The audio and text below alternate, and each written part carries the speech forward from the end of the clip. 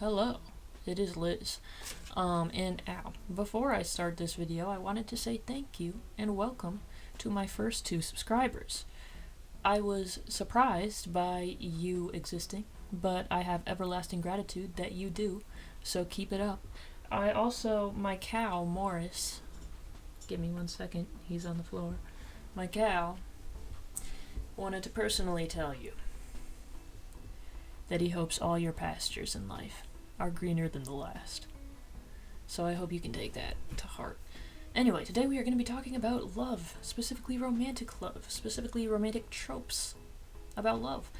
Personally, I should say right off the bat, I'm 23, and I have yet to have any romantic experience, and I'm doubtful that I, am able to do that, but I will say that over time, as I've looked more into this topic, I have become kind of interested in it, because there are so many ways it can play out. Because what happened was, also, before I start this, I should say, are you in love?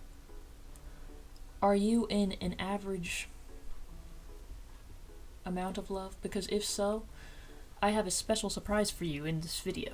The surprise is an interrogation on your personal life, so stick around for that. If you're single, you have no purpose here today, but I'm grateful that you are here. Anyway, 3 years ago, I was writing a comic script. It's a different one from the one I'm writing now, but I was writing a comic script, and I thought to myself, for someone who writes so many comics, I sure do not consume comics, and I realized, consumption is a big part of creation. You take in and you put out.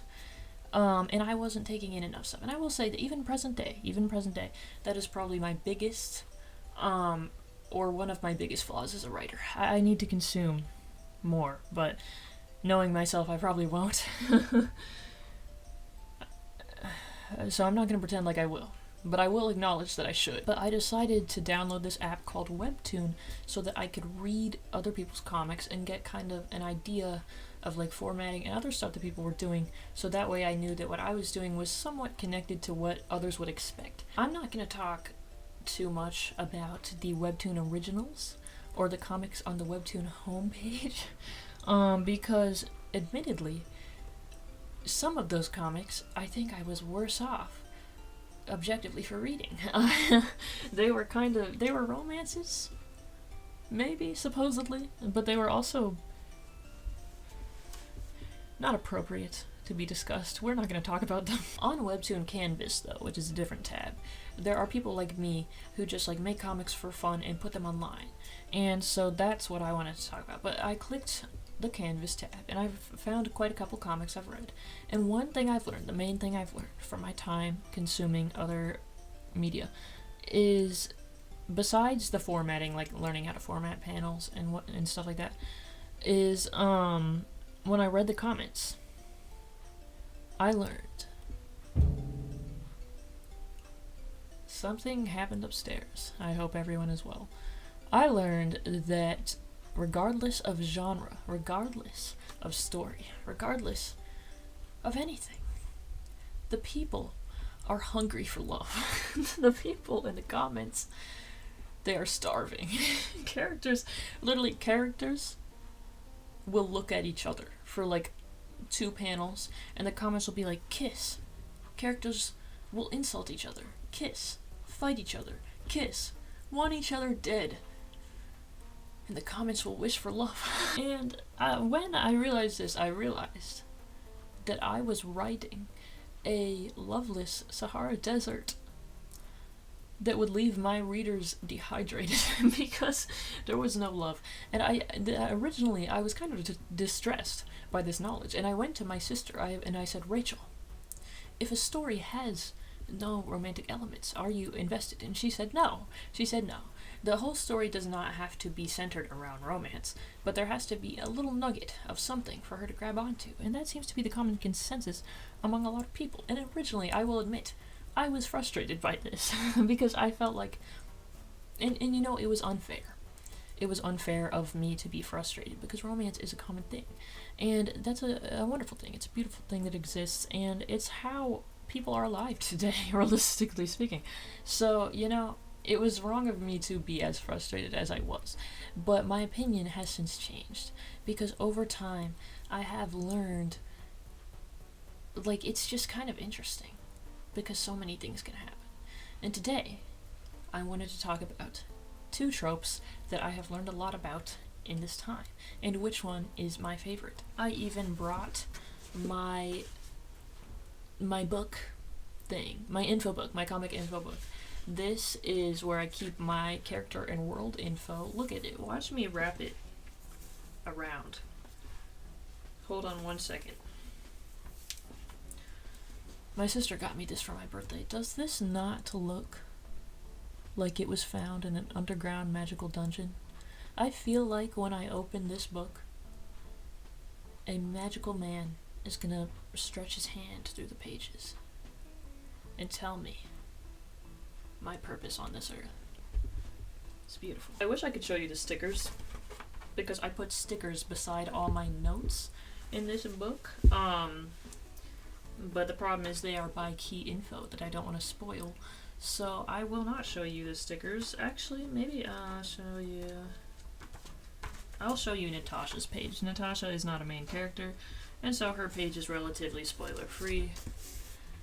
It just, look at all the little, she grew up by the ocean. So I have stickers themed after each of my characters. We have fun. In my story, I have looked into 2 tropes that I tried to utilize. Did I do them correctly? I have no clue. You can be the judge of that when my series is out and readable in 10 centuries from now. But in the meantime, I just wanted to talk about what I've learned and my thoughts and opinions on tropes, what I do like, what I don't. And that's what we're gonna do today. Is being married to someone before the story starts a trope? Because in that case, I would have 3 romantic tropes, but I am not certain that marriage... We're gonna say that marriage is not a trope. The first trope I'm gonna discuss is my sister's favorite, and that is enemies to lovers. Now, there are a few reasons that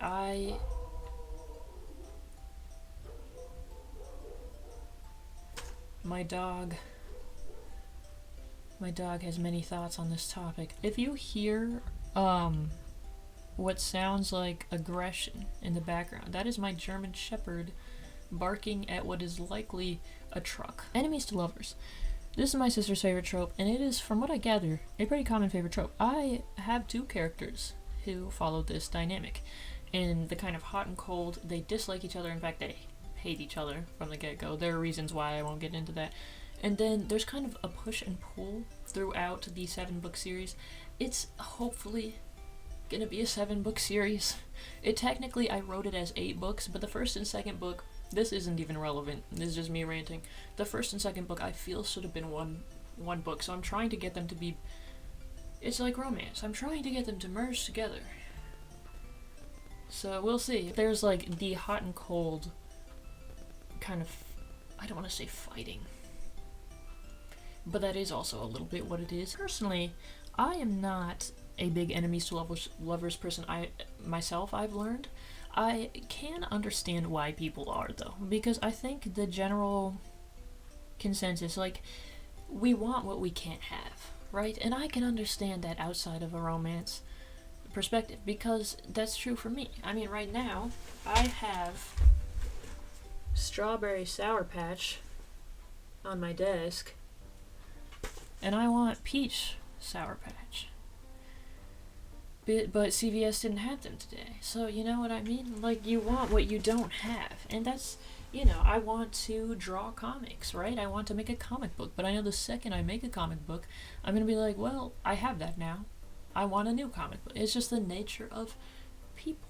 And so, while I don't love the trope necessarily for romance, I understand the core behind it of, like, why someone would.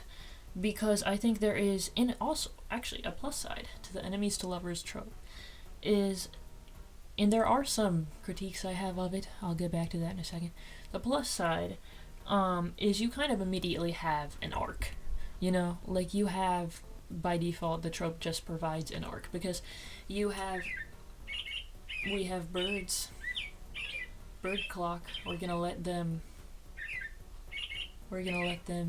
sing their song. You have the beginning, and then where they're enemies, and then to lovers. You know, that is an arc of some kind.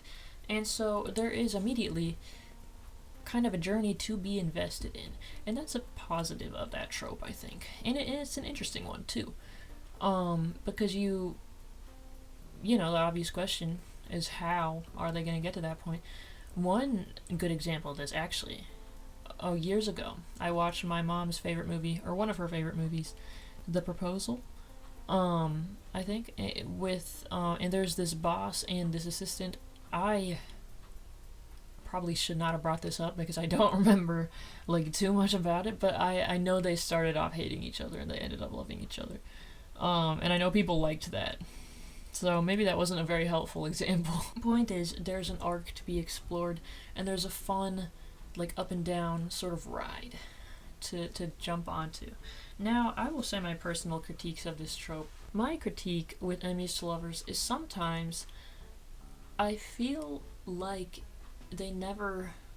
And admittedly, I will say, again, one of my biggest flaws, I don't consume a lot of media. So I'm sure there are excellent examples of this that I just have not seen.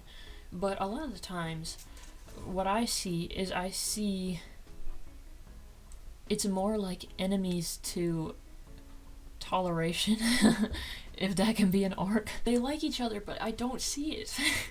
I don't see it a lot of the time. I'm like, they still hate each other. I am all for the arc progression of two people loathing each other and then growing to like each other. But I want them to, like, if we're going with that, make them like each other. Or show them in some degree. I can understand, like, in the end, because banter is fun, right? Even outside of romance. I like characters ripping each other apart verbally. I think it's fun. Just in a loving way. And so that's fine. But sometimes I do feel like enemies to lovers, and they don't even do that, they just still hate each other in the end. So I guess that's my gripe with that. In my little notes, I should say this real quick, just so people are aware in the future on my channel. I have terrible eyesight. So if I use like a magnifying glass or something, that's why. Technically I have glaucoma. I don't know why I said technically. That's just an objective fact. I have glaucoma. And my left eye is dead. It's blind, so bear with me. But this note, I'm going to cut out a part of it because it is about two of my characters, so I'm not going to mention them. But I'm going to try to read the part that is applicable to this topic in general. When they meet each other, they immediately make bad judgments about the other's character. Insert the judgments I wrote down, we're skipping those. Their arc is learning these judgments aren't true. Despite this, they continue to clash over time, because they do kind of go back to their initial judgments. And, you know, every story is its own unique thing. But in mine, I guess the example I was using is, in the beginning, what causes the enemies aspect is because there are judgments made from the very beginning about this is who this person is based on what I've seen them do this one time. And that is what causes them to kind of be against each other and to fight each other. And, you know, and that's like a common experience. Even outside of romance, that makes sense to me. And I can see why someone might attach to that experience. But that's just enemies for lovers. Enemies for lovers. I am going to look up why people like it, and we're gonna argue both sides for a second. Okay, this is the first thing that popped up. This is from www.thedailystar.net. We all have an innate desire to be loved for who we really are, flaws included. Enemies to lovers reflects that desire, showing us that another person can love them and accept them for all they are despite their flaws.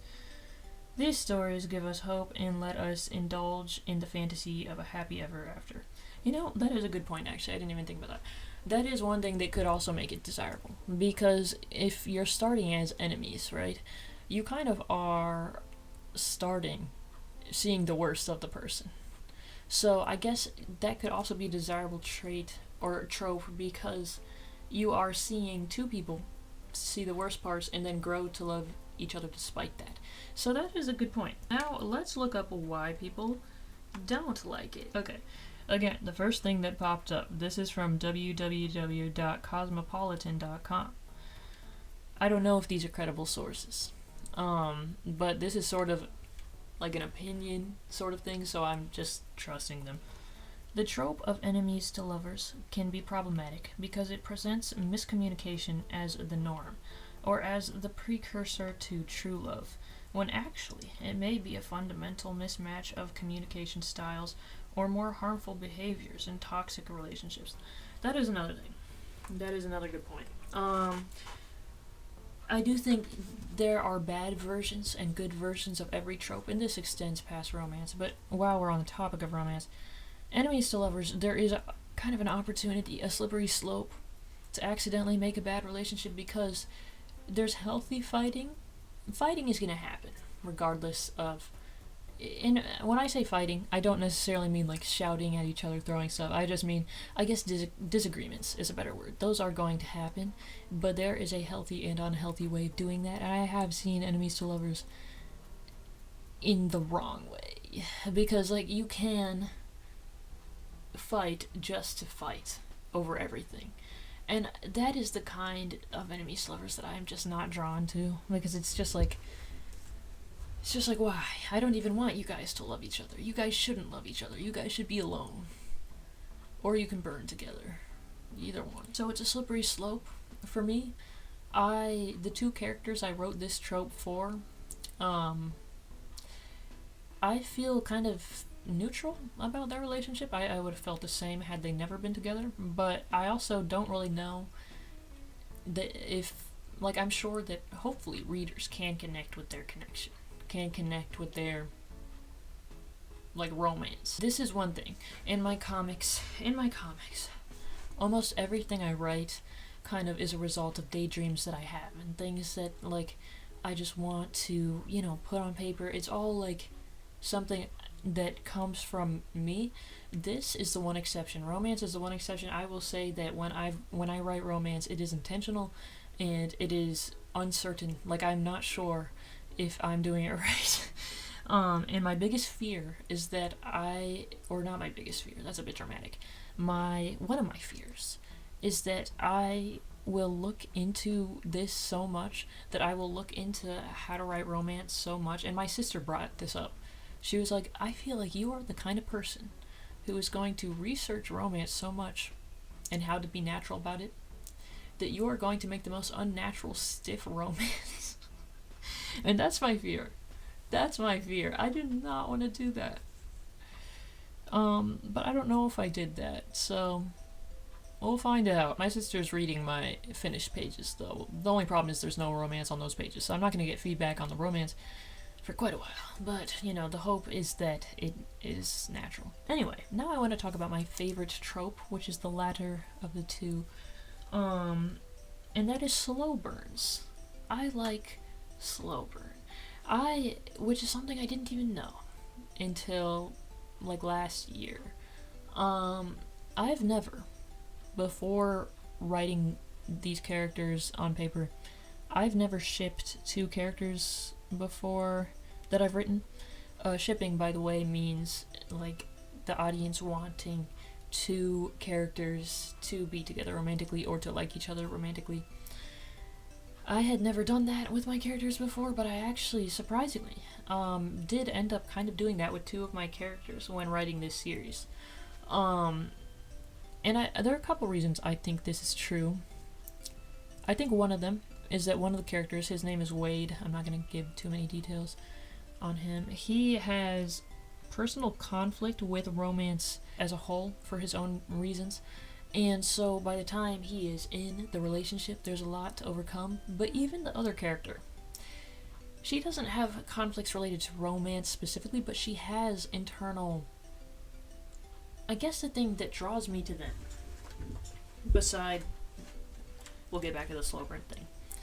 The thing that draws me to them is that their issues, their struggles are not with each other as much as they are with themselves. My other two characters, my enemies to lovers characters, their issues, while they do have personal issues, a lot of their conflict comes from their view of the other person. So it's like fights with the other person, whereas the slow burn couple that I'm talking about right now, Wade and his mystery person, I'm not going to reveal, their issues are more with themselves. It's like they like the other person and they grow a lot beside this other person, but there are problems within them that kind of make them put walls up or like intentionally place obstacles for themselves to overcome. They won't let, especially Wade, he won't let himself feel love, or he'll feel love, but he will ignore it, he will fight it, he won't let himself feel that. And that's kind of slow burn. One of the reasons I like it, I just like things to be slow. I like to pick things apart. This is true for so many things, and it extends to, I guess, romance as well. I like things to be delved into and to be picked apart. Why don't you want to love someone? Why are you attracted to them? Why are you fighting yourself? Like, I want to know all of that. And slow burn gives me time to know all of that, and it gives me time to delve into both characters individually. And they grow to a point where individually they grow to a point where they can be together.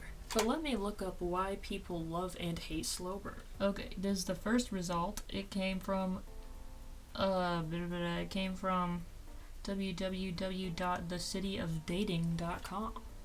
Wow. Slow burn dating builds the foundation of connection. It's taking the time to learn about another person by taking each experience as it comes. Slow burn is the art of not rushing. Those boring feelings we spoke about before are signs of potentially healthy slow burn relationship. I think this is talking about dating advice potentially, but I'm going to use it for my own writing purposes. Yeah. It's getting to know someone over time, gradually. I like that. I like delving into that. Okay, and now we're gonna look up why people hate. Okay, we have a Reddit post on why this person hates slow burns. Let's read it, because I like slow burns better than enemies to lovers. So let us see what this person argues. I hate slow burns. Okay, I know I'll get a lot of hate for saying that, because slow burns are almost everyone's favorites and all, but I don't care right now. I read that terribly. I'm going to proceed. I've been reading a slow burn that lasts 97 chapters, oh my word, which goes on and on about the relationship between the two characters through a bloody time paradox, and I hate it. The grammar is great, the angst is perfect, and the story is so nice and dark that I'm hooked. And that is the problem. I have spent the last few days trying to finish a 200k fic, and I have a splitting headache and eye pain. Kill me now. So I think the argument here is that, which 97 chapters is insane. I respect whoever wrote that, my word. What? How many chapters does a book usually have? The average novel has around 10 to 12 chapters. 10 to 12, okay.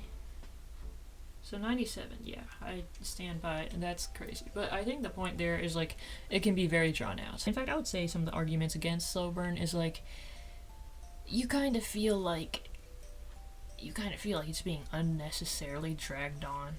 I think you can write slow burn in a good or bad way. I think, because, like, in a way, slow burn gives you time to anticipate. So the long amount of time you could be sitting in anticipation and, like, having room to wonder what will happen. And oftentimes, I think wonder is, like, giving readers room to, like, wonder is, like, the most fascinating.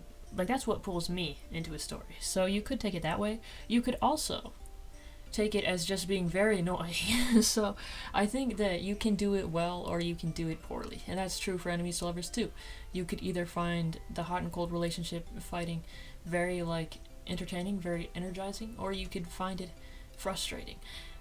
It depends on the writing and the person reading the writing. So it's and romance is an interesting topic because it is one of those things that will just never make sense.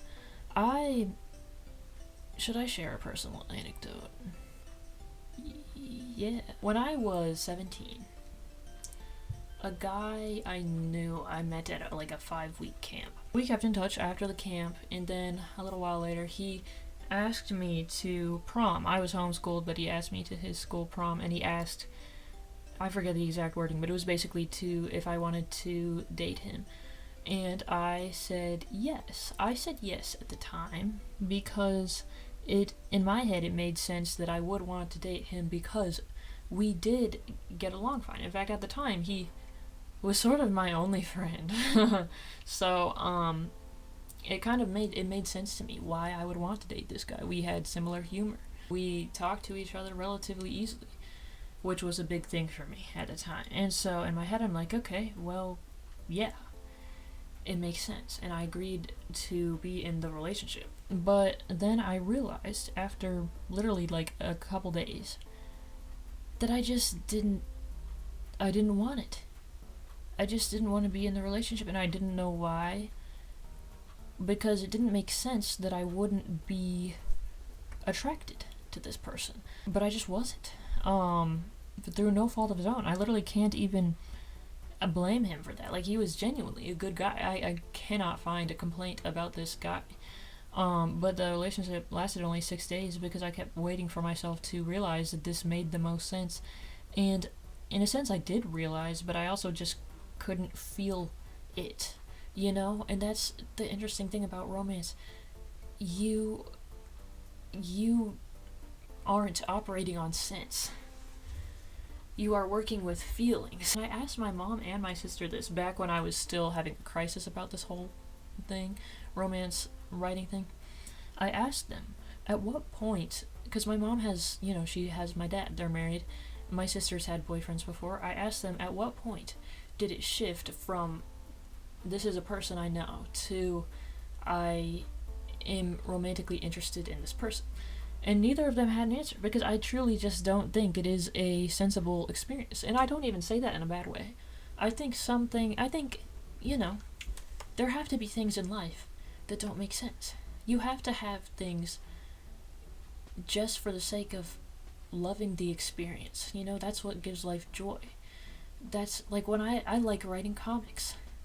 There's no reason for that. I just love it. It's just my favorite thing. And I view that similar to romance. You just like them. And at the end of the day, slow burn, enemies to lovers, I don't know how to argue which one is better, because people are just going to like it or they're going to hate it. And you can write a good or bad version and people are still going to feel differently about it. But in a way, that is kind of what's so fascinating about it. And that's kind of what draws me to it. Now I'm going to end this video with an interrogation. I will say, and if you've been in a relationship before, even if you're not in one now, this will apply to you as well. I will say that technically, I've already written the entire script, but that being said, I do often go back into certain scenes, and I do tweak things based on whether or not they hold up, like knowing what I know about the plot now. So I'm asking for this advice because I am not against utilizing whatever info I get in helping me bring like a more natural situation to life. So you watching this video, I'm gonna ask you some questions, and genuinely, please comment your experience. Please comment it, because it might help give me inspiration. So here are my questions. The first question: when you first liked someone, regardless, maybe not your first love, but when you first liked someone, I need chapstick. Why? And I know we just talked about how it doesn't make sense, so I don't expect you to know the exact reason behind like why you love the person, but is there a certain trait, just general, broad, is there anything specific that either they did or they said, or like just anything that made you think differently of them? So that's my first question. The initial spark. What sparks that spark? Second question is and this is gonna vary wildly, between person to person. It's even gonna vary between my characters, but I am just curious, what is like your most like, is there a certain trait someone has to have? Like, what is your most crucial thing, like, that you need the person to have? Like, they can vary in other ways, but something that specifically draws you to them. I don't even mean initial spark here, I just mean like this is a priority that you want in a relationship, regardless of who the person is. My third question is, what turns you away from a person? Like, what kills that spark? This kind of in line with the second question. It's just the other side of it. And I guess my last one is for people in a lasting relationship that's been going on for a while. What made, and again, I don't expect you to know like the specifics of these answers, but what do you think made it last, like a key point that kept that fire going? Does that make sense? I've already written my story down, but I am always looking for things to kind of poke at, and your answers would help me poke appropriately. So thank you. Please share your personal details in the comments below. Anyway, I hope this video was helpful, even a little bit to you. Actually, it's not really a helpful sort of video. I hope this video was interesting to you in some way. Again, thank you to my 2 subscribers. I hope your pastures are green forever and ever. Amen. And I will see you in the next video when we talk about the next story thing. Anyway, thank you for watching this, and have a good time. Goodbye.